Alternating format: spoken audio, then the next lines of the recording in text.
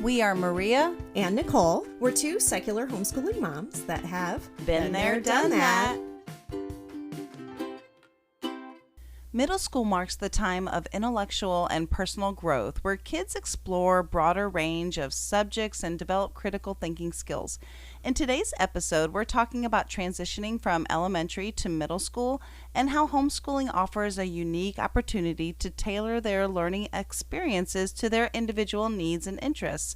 We'll be exploring the advantages, strategies, and resources that will empower you to provide a rich and engaging education while nurturing your child's love for learning and growing independence. And as usual, we want to stress that our podcast is an inclusive space for your everyday parents that are looking for education options. We are not here to convince you to homeschool.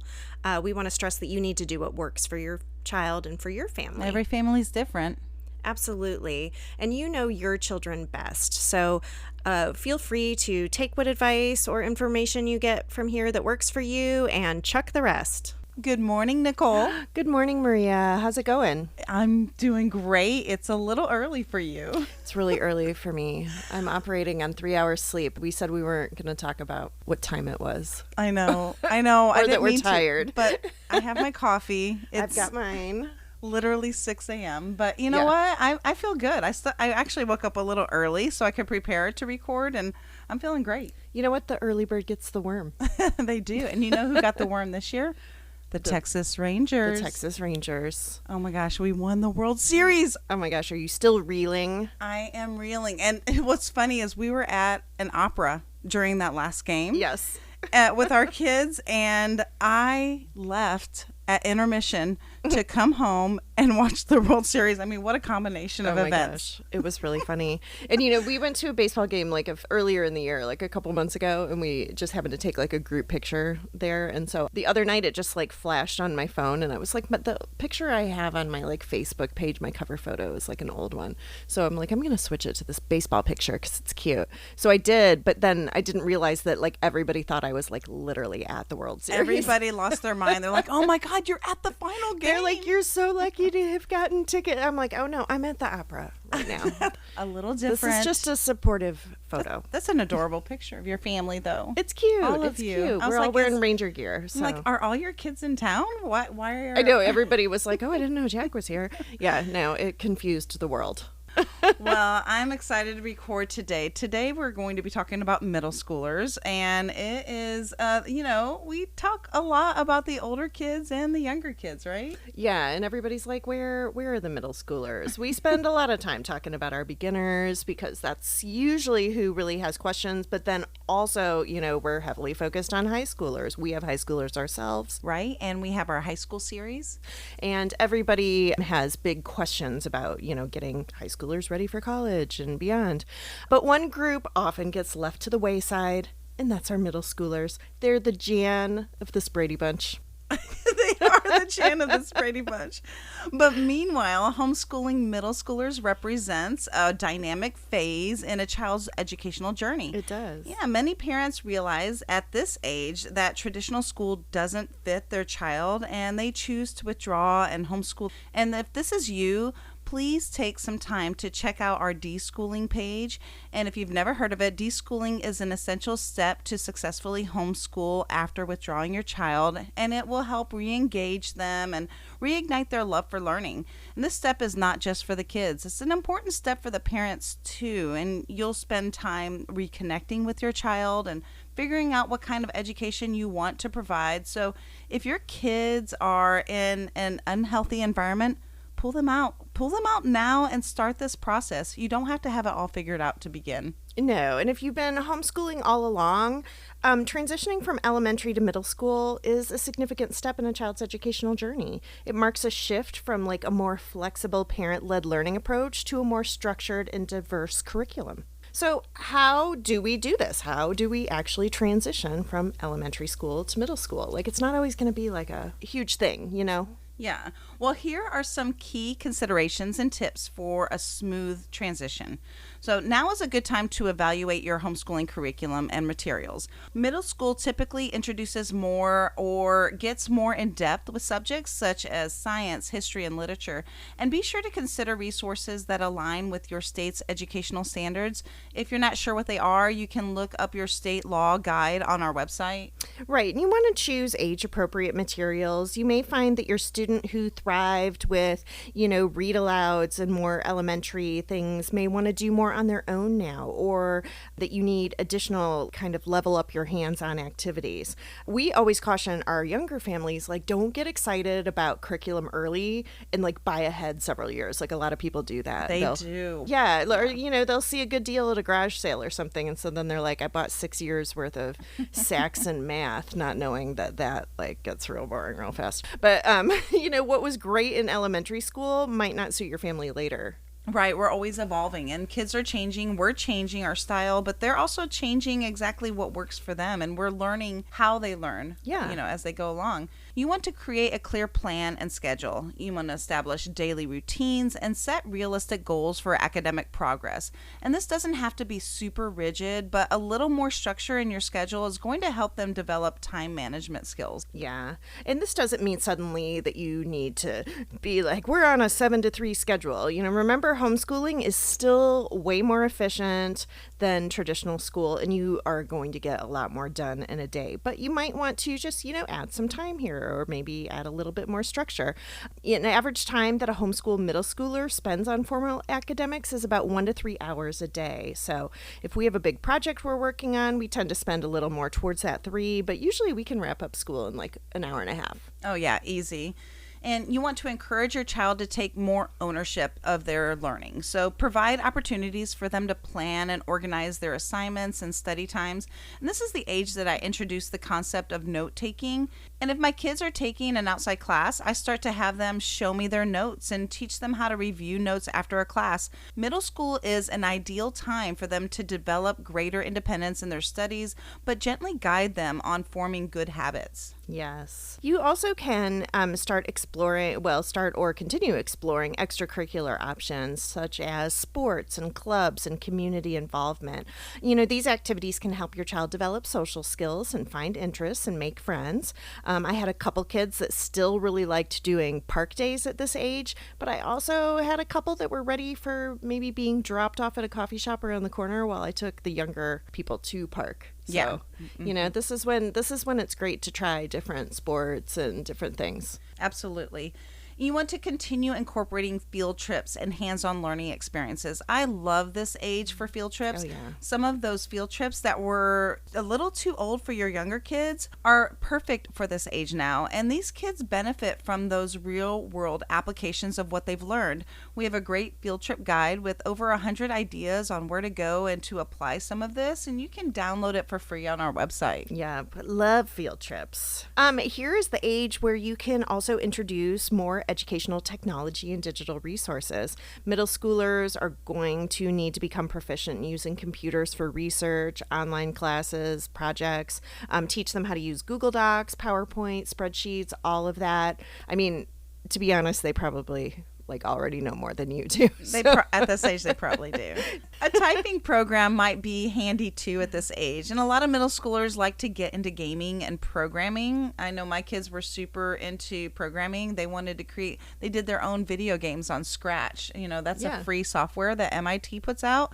And it's a really fun way for kids to learn for free. Yeah. Recognize that every child learns differently, too. We talk about this a lot. Tailor your approach to accommodate their unique learning style and strengths, whether they're visual, auditory, or kinesthetic learners. And this goes along with that, reevaluating your curriculum that we talked about earlier. Make sure that your choices grow with your child. Right, exactly. And maintain open communication with them.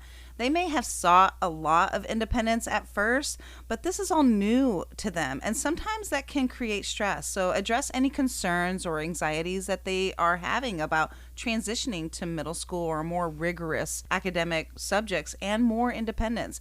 Be available to provide guidance and support whenever they're needed. And if you find certain subjects are challenging to teach, or if your child has some specific educational needs that maybe you don't feel like you can meet, consider enlisting the help of a tutor or a specialized program or outsourced classes. We've both outsourced classes, math and science, writing. My kids did a writing class, classes on Homeschool. There's so many options out there. Yeah, there's so much variety out there that you can do. And really, I have always enjoyed having my kids in a class just because I like them having another teacher other than me to teach them concepts. And, some people are really hesitant to homeschool because they're worried about, oh, do I have to teach biology and chemistry and calculus? No, you actually don't have to teach those things because there's lots of available classes and courses that you can enroll your child with people that are specialized in that. Yeah, I mean, that's the beauty is like catering and creating this like unique thing. Somebody told me online the other day, some stranger got in a little argument with, that I wasn't actually a homeschooler because I had outsourced classes. And I was like, okay, I think I still am. Yeah, we I are think homeschoolers. I know best. Well, we're managing everything, and when something doesn't work, sometimes I've put my kid in a class and we were super excited about it, but I soon withdrew because guess what? We weren't happy with the teacher, the format, and that's exactly what we're doing. We don't have to subscribe to anybody else's schedule or even what they're learning. No, we don't at all. Also, middle school is a time when children often crave more social interaction. Help them connect with friends with similar interests, values, and beliefs. You can do this by arranging play dates or group activities and co-op classes with other homeschoolers to help them build those friendships. Yeah, we were saying like the park day. Sometimes you kind of outgrow park day. That was when you had everybody was just kind of thrown together in a mix. And sometimes at this age, they're starting to, realize that maybe they don't care for this one so much, but they really like this one and want to do more things because they've got a lot in common. So absolutely, that's totally normal. That happens, and so that's kind of one of the things the free resource this week will help guide them a little bit on trying to navigate some of those difficult friendship situations. Yeah, I mean, this is a time of great transition socially, and all of these changes can either be nurtured or they can be hindered by peers. Peer pressure can even happen to homeschoolers, and it can be positive or negative. In an effort to best handle social pressure, teach your kids to be assertive by speaking up, telling friends what they like or don't like. Most homeschoolers don't have a problem with this. No. They're kind of blatantly honest.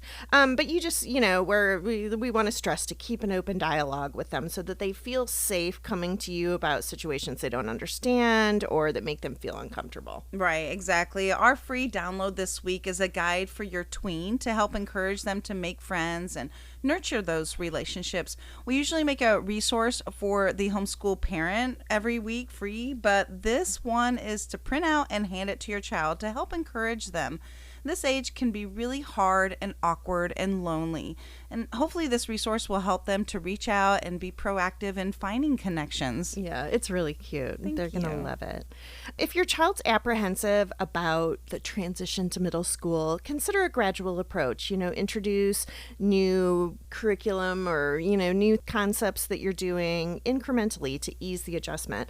I had a kid who had a lot of qualms about becoming double digits. Like turning 10. I don't know why. 10 is big. Yeah. And I don't know why, but we just made sure to really like nurture him through that stage. Don't be in a hurry to grow up or wish the days away. I don't want to wish the days away. What is it that you put on social media the other day, Nicole? You said something like if you homeschool your child, you get you get so many like hours back. Yeah. I think somebody did the math on like how many hours like kids tens are of thousands in of school. hours back with your children. Right. Yeah, don't be in a hurry. So even though we were there, it feels like it went by so fast. Oh, yeah. Yeah, that's what that old lady in the grocery store was telling us. Like when we were like, yeah, whatever. She meant it does go by fast. Hold on to each moment. Well, you really do that. Yeah.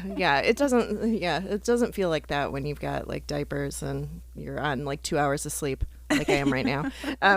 It's funny. It's true, but it does go by so fast. But and this transition from elementary to middle school can be a positive and exciting step in a homeschooler's education. So by being proactive in your approach, providing structure and maintaining open communication, you can help them navigate this transition with confidence and success. You can do it. We believe in you. We do. So just a reminder that this is a weekly episode. We drop one every Thursday morning just for you. And if you have any additional ideas or comments, please come and comment on our Facebook page, on the episode thread, or send us an email at info@btdthomeschool.com. We'd really love to hear from you. So what academic skills are crucial for middle schoolers? Well, middle school is a critical stage in a student's development where they acquire a wide range of academic, social, and life skills. And here are some crucial skills for middle schoolers. First, we're going to start with academic. So, reading comprehension, the ability to understand and analyze written text critically. And then also math proficiency.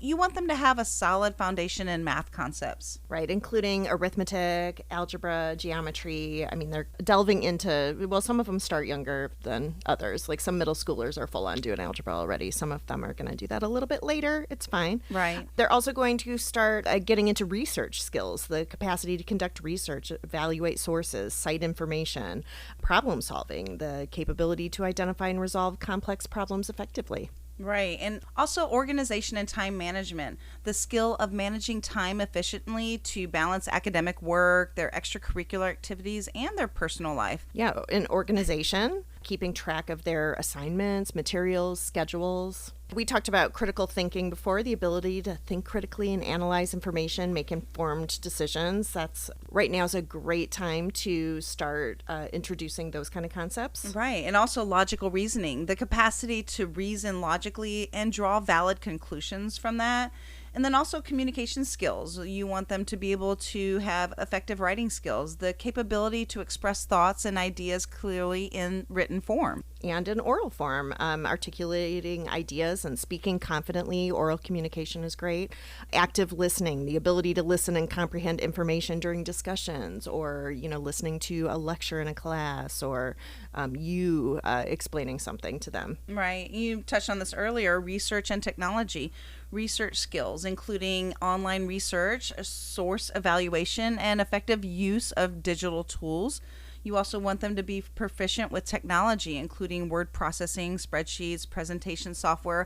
I like to always, if we're studying something, I'll say, okay, now instead of telling me about it and regurgitating what I just told you, go to PowerPoint and go create a presentation to tell me what you just learned. And it's a really fun way for them to kind of get hands-on, and also it's part of your lesson. Yeah, I think I've talked on this show before that my kids make PowerPoint Christmas lists.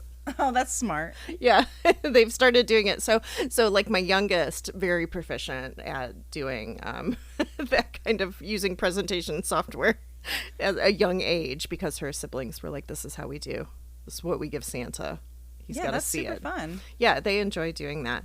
Also, information literacy, the ability to find, evaluate, and use information from various sources critically. That's important. There's so much information out there, so you want to make sure they know how to pick out the stuff that's true and not true. Right. And social and emotional skills. You want your middle schoolers to have empathy, the ability to understand and relate to the feelings of others, conflict resolution, how to resolve disputes and conflicts peacefully. Right. And also have self-awareness, developing an understanding of one's emotions and their reactions to that. Resilience. We talk about resilience all the time. My kids are actually in a resiliency study at UT Southwestern. Oh, how cool. And that's the capacity to bounce back from setbacks and adapt to challenges.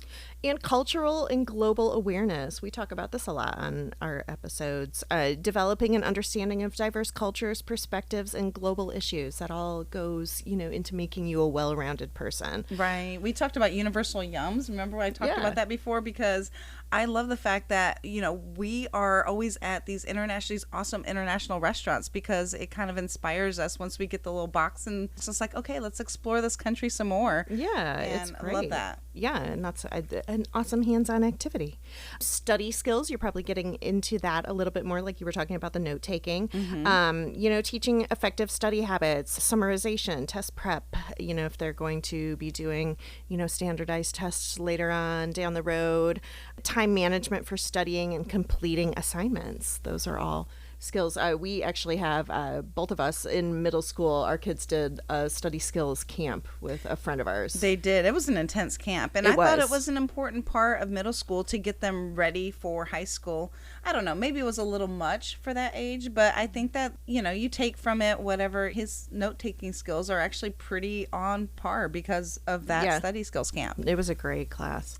Also, teamwork and collaboration. I mean, I know some homeschoolers might have some issues with this because they're very solo operators. This is why a lot of homeschoolers tend to be entrepreneurs, because they really do think for themselves really well. So we need to teach them how to have teamwork and collaborate, working efficiently with peers on group projects in team-based activities or sports or any of that. Yeah. They need to learn how to work with others. That's awesome. That's what I love. I love the Future City competition. That's for middle schoolers. Cameron was on my team for a couple years there. It was a lot of fun. And it's such a great program. But it's a middle school engineering competition, and it's just really, really cool. The kids do all these different group projects for a total score, and there's cash prizes. There is cash prizes, but there wasn't one in the area, and you started it. So anybody could do that with Future City. Yeah. We're one of like 2 homeschool groups every year, but it's open to anybody. So it's really, I love it. A great middle school competition. Health and wellness, basic knowledge of nutrition, physical fitness, mental health, as well as maintaining a healthy lifestyle. And, you can promote this with physical activity and adequate sleep. That's something that is very important. Self-care, well-being. Hygiene. Please introduce deodorant. Please introduce that now. We had a great recent episode on health. We did like a PE and health and sex ed. Yeah. So all of that is going to come to play here in middle school. So yeah, for sure. Teaching and reinforcing these skills during the middle school years can significantly enhance a student's academic success and their overall development. It prepares them for the challenges of high school and beyond high school. It sure does. We will include some of the links and ideas and everything that we're talking about on our show notes on our website, so be sure to check that out after you listen. I'm going to have some great free resources for this episode, so sign up for our newsletter so you don't miss out. So we talked about it before, that this age can kind of be sometimes lonely, maybe a little awkward. So how do you care for tweens? Well, caring for what we call tweens, typically children of age 9 to 12, involves a combination of emotional support, guidance, and age-appropriate boundaries. Tread carefully. Yeah. Some parents find these years really, really hard, while others feel like it's a breeze, like it really is different for each kid. I love this age. I really do love this age. I love them all, but this one's fun. It gets really fun because they can do a lot of things that the little kids couldn't do, but not too old to be off on their own driving around town. So it's really fun. I love this age. Yeah. And remember, our mantra is always, all kids are different. And you get all that extra time to really know your kids. Maintain open and non-judgmental communication with your tween. Encourage them to express their thoughts, feelings, and concerns. And listen actively and provide a safe space for them to talk. A lot of this will present in their clothing, like maybe they're going goth. All of a sudden they're wearing all black and crimping their hair or whatever. I know I did. Yes. But this is kind of they're expressing themselves. So try to do that in a very non-judgmental way. Yeah. Pick your battles. Pick your battles. We always said that about clothes and hair. My husband was always like, why does he have to grow his hair so long? Like, can't we cut this? And I was like, he's just being his own person. Now, never mind that then, we get to park day and all the boys have the same shaggy hairdo, but it's fine. And I'm a firm believer that if you kind of tread carefully and choose your battles wisely when it comes to that stuff, it doesn't come back to bite you on purpose. Right. Yeah, that's a good point. And if they're not hurting themselves or anybody else with their expression, I say go for it. I encourage it. At one point, my youngest wanted to get an earring. A male child wanted to get an earring at like 9. And I didn't mind. I know some people would have an issue with that. But I also knew that he was very impulsive at that age, so I kind of like dialed it back a little bit. I'm like, well, let's just see, next month we'll talk about it, and it kind of got forgotten. Yeah. So didn't you get him a magnet earring? I did get him magnet earrings. Yeah, like here you go. You want an earring, here we go. And that way you can wear it. It's not a permanent, hole in your body. Yeah. And you can decide later. Like I said, I wouldn't have minded, boy, girl, I don't care if they have a hole in their ear, but yeah, it is permanent. Yeah. So like we're saying, recognize their growing need for independence and autonomy, encourage them to take on responsibilities, make decisions, and learn from those experiences. But you just overall want to respect their independence. Yeah, for sure. And while respecting their autonomy, establish clear rules and expectations, discuss consequences for breaking rules, and consistently enforce them, but also reevaluate them when something's not working. Not everybody would agree with this, but I like to collaborate with my kids when establishing these rules and expectations, and they're more likely to follow them when they've had a hand in creating them. So you might want to bring them to the table. Yeah, I mean, we already know that, homeschoolers can talk with adults on like a whole different level, because they're with adults like all the time. But Jillian's doing a class right now, and they were talking about, I don't remember how the subject came up, but like somebody in her class was asking about getting in trouble or different things like, what about like sneaking out? And Jillian's like, I've never like snuck out of my house. Like I don't like feel the need to. She was like, if I need to go somewhere, I'll just ask my mom and she'll probably say yes. Yeah. Like, so some of these issues that other kids have maybe aren't going to come up as homeschoolers or not as often. So I just thought it was interesting. Well, just the other day, there was I was actually watching football with my buddy and my buddy Jennifer, and Cameron was going to a party after a performance, but it was going to be really late. And I'm like, okay, well, just make sure you're home by 2 a.m. And my friend looks at me. She doesn't have kids. And her eyes just about bugged out of her head. And I'm like, he's not getting there till 11 o'clock. I mean, what right. You don't want to, turn back around. And he's 16 years old. And in a year and a half, he's going to be 18. He could just move out. So, I mean, when they're making smart choices, then, it's not a big deal. Like, that came up in the class too, was about like being grounded. Have you ever been grounded? She was like, no, like I don't really like. I actually had to explain that to Cameron when he was about 14 years old. He never heard that word grounded. And there's a more cooperation and collaboration that happens when you tend to be closer with your children. And some people are like, well, don't be your children's friend. Well, in turn, you really don't want to be an authoritative parent, because then that's when rebellion really sets in. Right. You're not working with them. So think about that. Yeah. So, guide them in developing. This is all about like developing those problem solving skills. You can help them analyze situations, weigh pros and cons, make informed decisions. Yeah. Also discuss the importance of healthy relationships and how to navigate peer pressure. Offer guidance on resolving conflicts and making good friend choices. Yeah, we talked about this in the first section, and you want to just keep discussing healthy communication with peers, including listening and expressing yourselves clearly, resolving conflicts constructively. Emphasize those values of respect and responsibility and integrity in your interactions with others. Yeah, and also pay attention to their emotional well-being.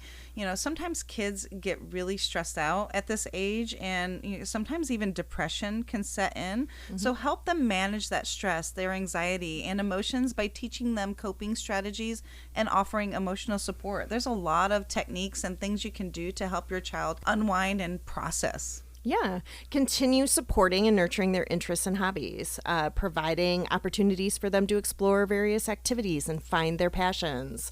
Like we said, middle school years is a great, I've told my funny baseball story once about like where Jack at like 10 wanted to play baseball. And I was like, that's a great time to like start. Oh yeah, it's not. It's not. No, they've all competitive, especially here in Texas. They've already got 7 years of travel team experience, but ultimately, it should be the time where you can like explore various activities, or maybe they already have been doing that, but now they're kind of fine tuning like something that they're interested in. So and fortunately, a lot of the cities have like rec teams and things for not those. I mean, sports are super competitive here in Texas, and there's specific. There's football, baseball. There's certain ones. You definitely don't want to start hockey at that age. Right. You also want to foster a love for reading by providing access to a variety of books. I know we talk about books all the time. Actually, we haven't hit on it in a few episodes. I was going to say, were you guys waiting for us to talk about fostering a love of learning through reading? Here it is. Right. And you want to discuss what they read and encourage them to explore different genres. We have an entire middle school favorite books episode and a listing of some of our favorite middle school homeschool books that can help really engage and ignite their love for reading. And that episode, we gave you all kinds of strategies to help them and encourage them to become readers.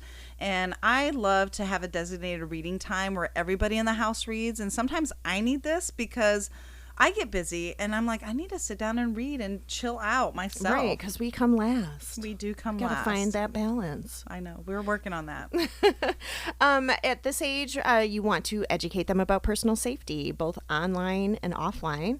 You're still going to be discussing topics like stranger danger, however you present that. Okay, I don't I'm not a actually huge like the fan of stranger stranger danger. but you know what I mean. Yeah, and safety. internet safety and emergency procedures. You're probably going to need to set some reasonable limits on screen time because they've probably increased those quite a bit. Yeah. And ensure that they engage in a balance of activities, both offline and online. If they like gaming, that's great, but let's make sure we're also getting our work done and that we're still reading a lot. Right. We talked about Custodio in a previous episode, and it's an app that I've used for years, and it helps me manage all of their devices, whether it's a smartphone, a tablet, or a laptop, because I can designate all devices for one kid and just shut them off if I want. I love that. Yeah, that is awesome. And you want to make time for family activities and bonding, and this strengthens the family unit and provides a sense of security and belonging. Yeah, even though we talk about, respecting independence, you still want to get together for that family time. It's still important. Yeah. And sibling time. I love that when my kids just go to a coffee shop and play a board game. Oh, yeah. And you've talked about loving to do like movie nights and, Yes. game nights with your kids. I love that. Yeah, I do love that. We talked about that this is the age where puberty is maybe becoming a thing. So we did a whole episode recently on health and PE and sex ed. Yeah, we gave a lot of tips and Yeah. ways to help introduce some of these sensitive topics. And Yeah, and we have a whole lot of books that we broke down by age. So there was a lot in there for that tween age when it comes to, talking about your body and your different growing up things that all have to do with that. So. Right. Yeah. We'll link it here in the show notes. Yeah. So, and caring for tweens involves striking a balance between fostering their independence and providing the necessary guidance and support to help them navigate the challenges of adolescence. Right. So, like we always say, flexibility and adaptability. For sure. Adapt your parenting approach to meet those unique needs and the personality of your tween. Recognize each child is different and might require different types of care and support at this age. For sure. So tune in next week for episode 55. It's the 11th episode in our high school series. We're going to be talking about technology, social media, and gaming. Ooh, I can't wait. All right. See you then. See you then. Cheers. Be sure to check us out on our website at btdthomeschool.com, as in been there, done that, btdthomeschool.com. You can join our mailing list and get news and updates on future podcasts, and be sure to subscribe on your favorite podcast platform and follow us on social media, Facebook, Instagram, Twitter, TikTok at the BTDT Been There Done That Homeschool Podcast.